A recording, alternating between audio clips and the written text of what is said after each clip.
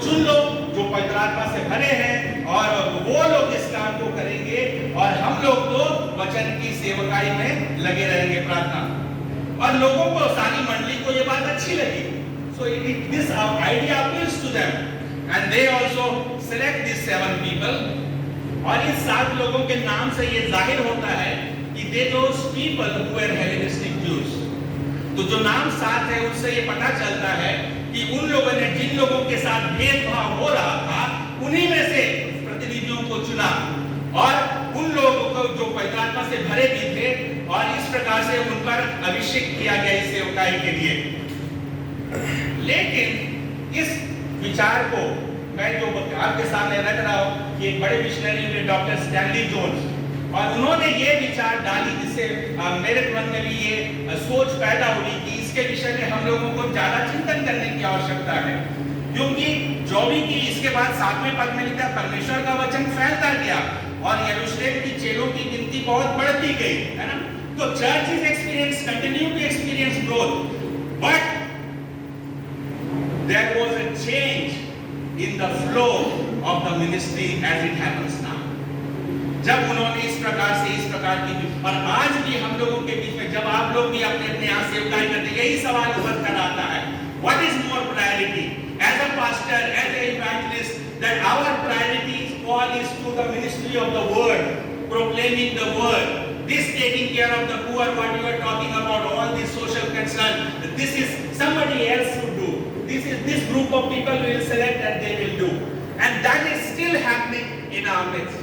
But I want to tell you, actually this was not according to what Jesus had intended. अगर आप यीशु मसीह की सेवकाई में देखें तो वहां इस प्रकार का कोई विभाजन नहीं था।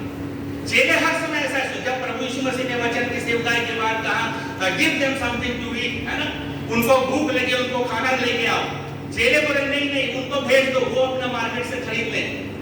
बट यीशु मसीह ने कहा यू गिव देम समथिंग, क्योंकि प्रभु यीशु की नजर में वचन की सेवकाई और इसको भोजन देने की उनकी जरूरत की पूर्ति की सेवकाई में कोई फर्क नहीं था।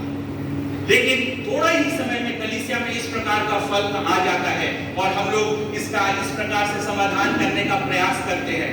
लेकिन चूंकि समय हमारे पास कम है, मैं कुछ बातें रखना चाहता हूं और वो ये है कि इन 7 लोगों की सेवकाई को अगर आप देखें, सबके विषय में वर्णन नहीं मिलता है लेकिन एटलीस्ट 2 के बारे में मिलता है, स्टीफनुस और फिलिप। और स्टीफनुस को आप अगले ही अध्याय में 7वें अध्याय देखिए तो सबसे लंबा उपदेश, पतरस से भी लंबा उपदेश पवित्र आत्मा से भरकर Stephanus very much theological discourse that he delivers which is so powerful that he become the first martyr. तो इन 7 के मन में इस प्रकार की कोई विभाजन नहीं था। They continue to minister the God's word, they continue to speak powerfully, display signs and wonders and also take care of the needs of the poor. और उसी रीति से देखिएगा कि स्टीफनुस किस रीति से इस प्रकार का वो प्रभु का प्रथम शहीद होता है। और उसी प्रकार से फिलिपुस इसके बाद आप पढ़िए 8वें अध्याय में जब कलीसिया पर अत्याचार बढ़ता है, सब लोग तितर-बितर होते हैं और फिलिपुस है जो जाके सामरिया में सुसमाचार का प्रचार करता है। First person to break that barrier of the Jews and the other, and he preaches among the Samaritans, and so many people turn to Christ. तो फिलिपुस देखिए वो बैरियर क्रॉस करता है। उसके बाद फिर और एक बैरियर क्रॉस करता है जब फिलिपुस के बारे में लिखा है 8वें अध्याय के 26 पद से कि कुश देश का अधिकारी यूनक, है ना, वो सेक्स जो ट्रांससेक्स आजकल हम लोग कहते हैं यूनक कहते हैं, वो वाला बैरियर क्रॉस करता है और उसको सुसमाचार प्रसारित करता है। आज भी कई बार हम लोग इसमें अभी भी डिस्कस करते रहते हैं कि उनके बीच में कैसे काम करें इत्यादि। लेकिन यहाँ पर फिलिपुस के मन में इस प्रकार का कोई विभाजन नहीं, वो परमेश्वर का वचन उनसे बांटता और वो कुछ देश का अधिकारी जो एक खोजा था, एक यूनक था, वो प्रभु पर विश्वास करता है, बपतिस्मा लेता है। और इस प्रकार से ये बैरियर्स को जो भेदभाव का जो दीवार प्रभु में ढा दी गई थी उसका सुसंदेशा को पार करते हुए इन 7 में से एक फिलिपुस उसको आगे ले जा रहा। और बाद में आप पढ़िएगा प्रेरितों के काम उसके 20वें अध्याय के 8 और 9 पद में फिलिपुस के बारे में वर्णन है। उसकी 4 कुंवारी बेटियां थी, 4 young daughters who were virgins and they were prophets, it is mentioned। तो फिलिपुस का परिवार इस प्रकार की उनकी सोच, उनकी नजरिया नहीं कि अपनी चारों बेटियों को भी उन्होंने सेवकाई के लिए तैयार किया और वे एक नबी के रूप में नबी का सेवा करती थी। So we see how this 7 is actually continuing with the trend that Christ has established for his mission. Even though the apostles they stayed in the Jerusalem, वो लोग नहीं गए।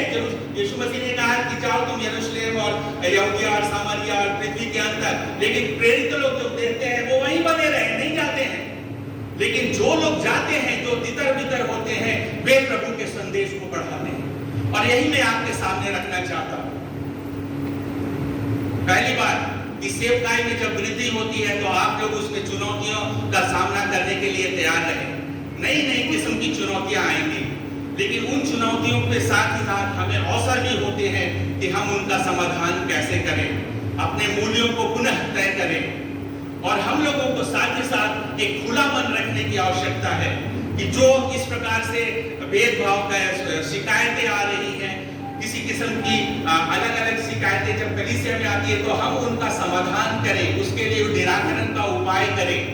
और विशेष रूप से जो अपने को उपेक्षित महसूस करते हैं, those who feel being discriminated against, those who feel being left out, the way they selected their leaders 7, it shows कि उनमें से आप प्रतिनिधियों को चुनिए ताकि वो लोग they feel included, there is an inclusiveness in the church। और साथ ही साथ हम लोग यहाँ पर ये देखते हैं कि एक जो प्रेरितों ने ये निर्णय लिया कि हमें वचन की सेवकाई में रहना है, प्रार्थना में करना है, क्या ये उचित निर्णय था? मैं ये आपके सोचने के लिए रख रहा हूँ। क्या वो बाइबल सम्मत था? क्या मसीह ने जो सेवकाई सौंपी उसके अनुरूप था? क्योंकि उसका प्रभाव आज भी हमारी कलीसियाओं में अब तक प्रभावित कर रहा कि कुछ लोग समझते हैं कि हमारी सेवकाई पासवान के रूप में, सुसमाचार प्रचारक के रूप में सिर्फ वचन बांटने की है, वचन का उपदेश करने की है।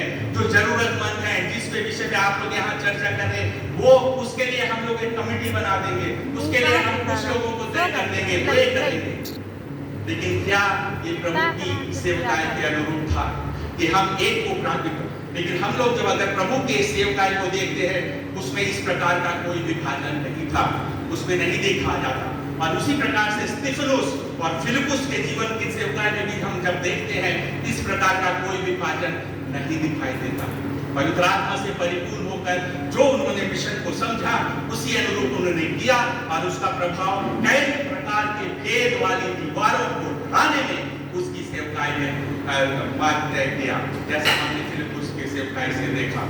और आज भी ये हम लोगों के लिए यही सवाल है कि जब हम लोग प्रभु की सेवकाई को किस रीति से समझते हैं, क्या उसकी समग्रता में do we consider the ministry that Jesus has entrusted us in its fullness, in its totality, what we call integral mission? So I hope कि हम लोगों के जीवन में इस प्रकार की विभाजन अभी नहीं पाई जाती और हम लोग इसको समग्रता में प्रभु की सेवकाई को, जैसा हमने बुलाया, वचन की सेवकाई, प्रार्थना की सेवकाई, दरिद्रों के प्रति हमारी करुणा और जो जरूरतमंद हैं, जो उपेक्षित हैं, जो भेदभाव महसूस करते हैं, उनको किस रीति से कलीसिया में शामिल करना, ये सभी प्रभु यीशु मसीह के द्वारा दी गई सेवकाई का हिस्सा है, integral part of the ministry that Jesus has come to us. Shall we pray? Dear God, Holy Father, we want to thank you for your word. Thank you because your word still speaks to us. And we pray, Father, that even today, 2,000 years later, we are still many times asking these questions, battling what is of priority, what is of more importance. Father, thank you for your word which tells us that we are asking the wrong question. Help us with the power of your Holy Spirit to see your ministry in its entirety, in its fullness, in its totality, so that the church can practice that. And therefore it was such a model church. वो इस प्रकार की एक कोइनिया संगति थी, एक सहभागिता थी।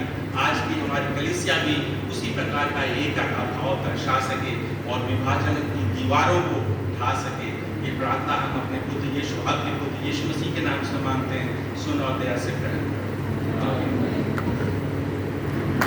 ऐसा करेंगे।